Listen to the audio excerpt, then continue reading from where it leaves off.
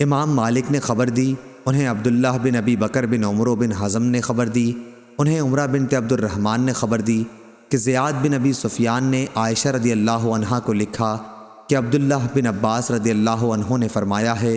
کہ جس نے ہدی بھیج دی اس پر وہ تمام چیزیں حرام ہو جاتی ہیں جو ایک حاجی پر حرام ہوتی ہیں تاکہ اس کی ہدی کی قربانی کر دی جائے۔ عمرہ نے کہا کہ اس پر حضرت عائشہ رضی اللہ عنہا نے فرمایا،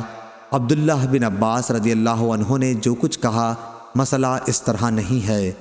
میں نے نبی کریم صلی اللہ علیہ وسلم کے قربانی کے جانوروں کے قلادے اپنے ہاتھوں سے خود بٹے ہیں، پھر حضرت صلی اللہ علیہ وسلم نے اپنے ہاتھوں سے ان جانوروں کو قلادہ پہنایا اور میرے والد محترم ابو بکر رضی اللہ عنہ کے ساتھ انہیں بھیج دیا،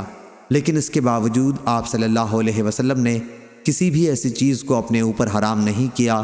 جو اللہ نے آپ صلی اللہ علیہ وسلم کے لیے حلال کی تھی، اور ہدی کی قربانی بھی کر دی گئی۔